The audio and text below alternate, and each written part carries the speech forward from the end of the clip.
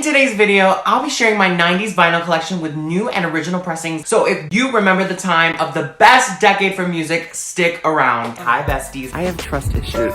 Okay, I hear some. And I am not about to let you miss it. Y'all should be scared. I know she can afford premium Canva. This session is not a freebie.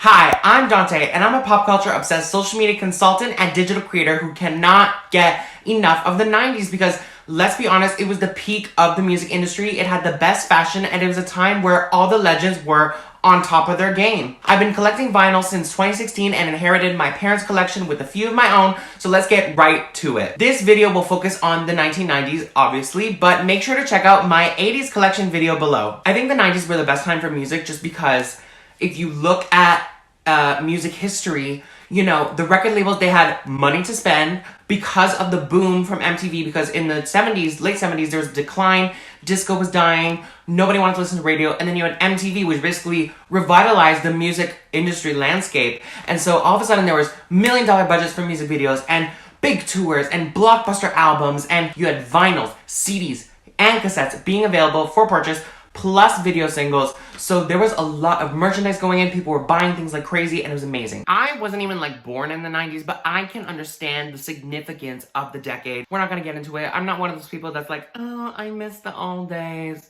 No, I love music from all different decades. I just love looking back at the 90s a lot. If you're not a Mariah Carey fan, well, this is gonna be a long video for you, so get comfortable. First off, we have debut 1990 Mariah Carey, the self-titled debut. I mean, 4 #1 singles, Diamond album, two Grammy wins for Best New Artist and Pop, I want to say Record of the Year or Best Pop Performance, Vocal Performance, I don't know, for Vision of Love.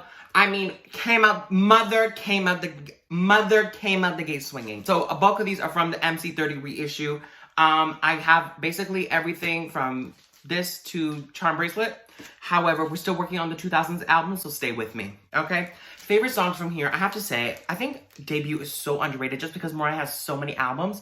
So, like, I really enjoy the deep cuts. Prisoner, Queen of Rap Behavior, Sent from Up Above, Alone in Love, Vanishing, what else? You know, the singles, I Don't Want to Cry. I don't care if she hates Someday. I loved Someday. Next is 1991's Emotions. Come on now, again. 5 consecutive singles at this point. I mean, I don't know how this album flopped. You know, certain people, we love everybody, but like certain people deserve to go to jail at Sony because, you know, we know that they took Can't Let Go off the shelves for the album. And, you know, there were other things that were foiled, but it's okay.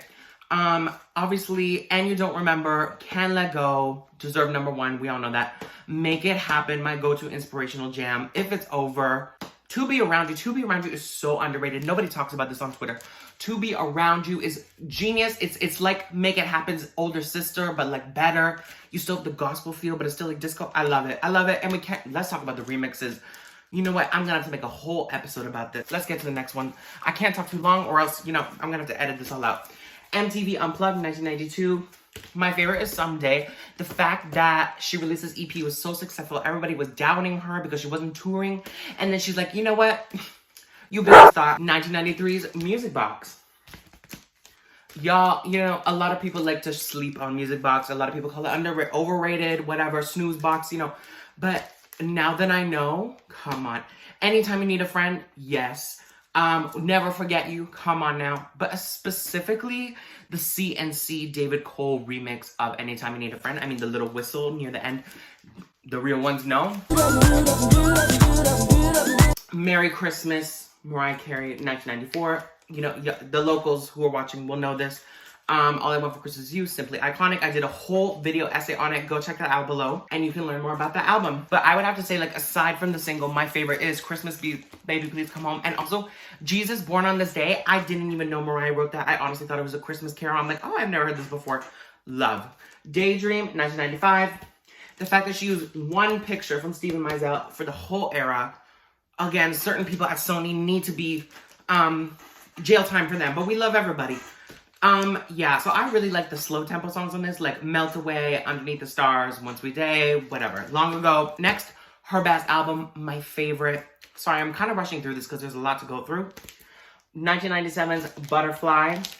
Honey, her best number one. Let's talk about it. Let's talk about it. I'm just saying. What else? The Roof is my absolute favorite song from Mariah. The Roof is a genius. Everybody go do the masterclass, the new version with Brandy. And Breakdown, not even pushed to radio, but everybody knows it. 4th of July, Baby Doll.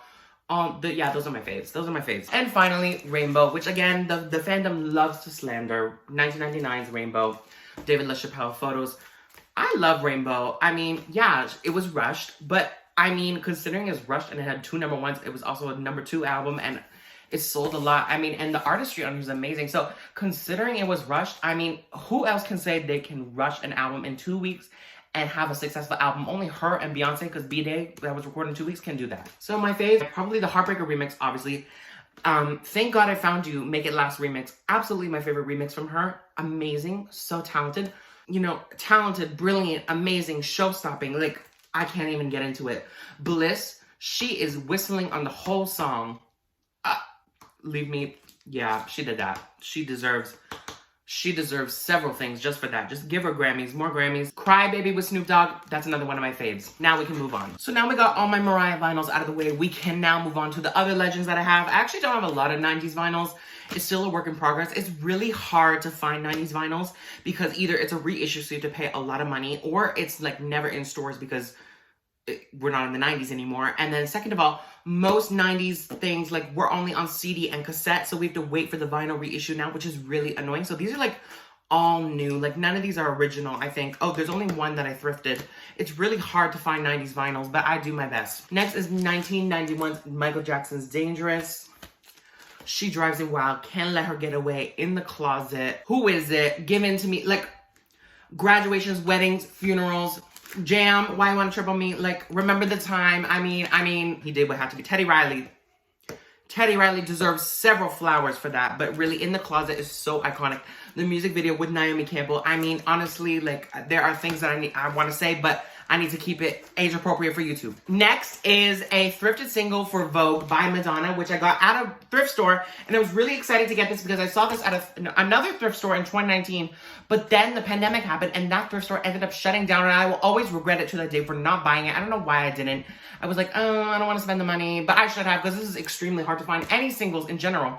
But there's actually a thrift store near my house, which I went to. And I got the Vogue single. But unfortunately, it skips. So yeah, that sucks. But she looks cute on the shelf. I mean, yeah, let's move on. Okay, next is Sade's Greatest Hits. I had a Sade phase in like 2021, late 2021, early 2022, and it's still going strong. It's just that this unfortunately also skips. So that's the problem with buying new vinyls. I'm finding that all the manufacturers make the discs really thick, and so they all skip a lot because they're like warped, which is kind of annoying, but again, she looks great. And hold on, I'm like, my brain is malfunctioning. Your Love Is King, Hang On To Your Love, like those are my favorites. The Sweetest Taboo, obviously. Paradise is also a really good fave. Everything from Love, No Ordinary Love, Cherish the Day, Kiss of Life. I mean, Pearls is the best, yeah. Next, another iconic album. This is a 25th anniversary edition of the Bodyguard soundtrack by Whitney Houston from 1992. And so we have, you know, extra live versions and remixes. So I love all the I'm Every Woman remixes as well as Queen of the Night remixes. I Have Nothing, I Will Always Love You, obviously are all iconic. I would have to say though, an underrated fave on here is Jesus Loves Me, which is when she's kind of just like riffing outside. It's like one of the scenes in the movie with her sister. Her sister's actually singing and then Whitney like comes in and interrupts her. And I mean, no wonder her sister's trying to kill her. But I kind of always find myself just randomly singing Jesus Loves Me. Yes, Jesus loves me, for the Bible tells me so. I just always find myself singing that sometimes when I'm in stressful situations or if I'm just like walking or if I'm working and I just, yeah. I don't know, I just starts mumbling. Okay, next, Empress Janet. So we got the Janet album from 1993. Which the cover art was the iconic Rolling Stone cover with her breast covered from Patrick Demarchelier. I have Patrick. Who unfortunately passed away just a couple months ago, and he took many iconic portraits of people in pop culture, including Princess Diana and Janet and Madonna and all these famous people. See, this is the problem because, you know, a lot of documentaries or the general public, they know, I guess they know the Janet album, but they always pay more attention to Control and Rhythm Nation. Like, for example, her documentary that came out was heavily focused on the Velvet Rope. Heavily focused on Rhythm Nation and Control, her first two albums. And then the fandom gives extreme love to All For You and The Velvet Rope and Damina Joe. You know, the Janet album is kind of like the middle child where everybody forgets about her because she's so critically acclaimed, but she was also commercial, so she kind of just sits in the middle. And honestly, it's one of my favorites. So, you know, there's That's the Way Love Goes, which is simply iconic, the longest #1 in the Jackson family. You Want This, honestly my favorite. You Want This is so underrated. It deserved #1. I'm so happy it was a single. Favorite music video ever. I need to recreate, you know, the jeans, the khakis with the boxers. This time, going off on that rock opera jam. Throb, I mean, What I'll Do, like, a funky big band, New Agenda, like, I mean, Because of Love, The Body That Loves You, Where Are You Now? Like, it's just classic after classic after classic, if you have taste. And finally, we have 1997's The Velvet Rope, which is obviously a fan favorite in the Janet community. So this one is really great because it's her most personal, it's her most authentic, most vulnerable. The whole concept of The Velvet Rope, you know, you let people in and you keep people out. I mean, I think it's a very genius analogy for an album, and it's also very experimental. There's a Rod Stewart cover, there's club jams like Together Again, there's R&B like Got to Gone and My Need, and there's also Go Deep, which is Go Deep and I Lonely, I'd say would probably be my favorites, as well as My Need. I remember specifically always drawing myself to that song, as well as You and The Velvet Rope, the track itself, which samples the Exorcist theme. I mean, it's just these things, it's just so smart. It's so smart. Got Till It's Gone is like a loop of Joni Mitchell, like, these, I can't even find the words. Simply iconic, simply legendary, see, there are no words to describe how genius it was. Nobody is doing this.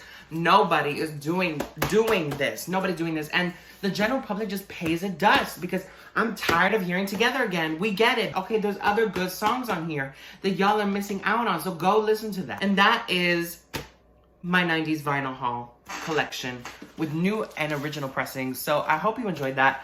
I hope you enjoyed this video. Comment down below what kind of 90s vinyls you have. Did you enjoy this video? What kind of decade do you want to see next? I don't think I have a lot of 2000s albums, so that'll be a short video. Probably going to do that one next. 2010s, that's going to be a long video. Probably going to have to do 2 parts for that. Hope y'all are good. I know I've been posting in a while. Been busy with school, but I'm back. Yeah, I'll see you guys next time. So stay safe, Goya, and love you guys a lot. Bye. See ya.